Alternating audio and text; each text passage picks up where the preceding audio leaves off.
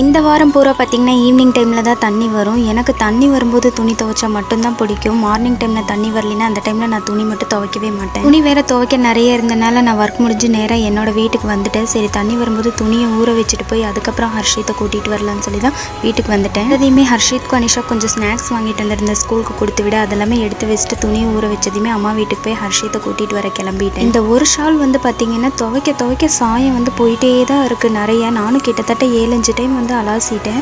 அப்பயுமே வந்து பார்த்திங்கன்னா சாயம் போயிட்டே தான் இருக்குது. இதுக்கு மேலே அலாசினோன்னா ஷாலோட கலரே மாறி போயிடும்னு சொல்லிட்டு புளிஞ்சு காய வச்சுட்டு ஹஸ்பண்டை தான் தோசை சுட சொல்லியிருந்தேன். இஞ்சி பாருங்கள் எப்படி இருக்குன்னு சொல்லிட்டு. வீட்டு வேலை மட்டும் சொல்லவே கூடாது, அதை சொல்லிட்டு சாரோட மூஞ்சி பார்த்திங்கன்னா அப்படியே கோபமாக மாறிடும். நாங்கள் 2 பேர் பேசிகிட்டு இருக்க கேப்பில் பார்த்திங்கன்னா ஹர்ஷித் வந்து வாழைப்பழத்தை காணமேன்னு சொல்லி பார்த்தோன்னா எடுத்துகிட்டு போய் தலகாணி கடியில் ஒளிய வச்சு விளையாண்டுட்டு இருக்கிறான். அதை ஒரு வழியாக அவங்ககிட்ட இருந்து வாங்கிட்டு வந்தாச்சு. சுட்டு முடிச்சதையுமே ஹர்ஷித்க்கு ஊட்டி விட்டுட்டு அவரும் போய் சாப்பிட ஆரம்பிச்சிட்டாங்க. நானும் போய் சுட்டு சாப்பிட்டுட்டு போய் தூங்க போகிறோம். Okay bye.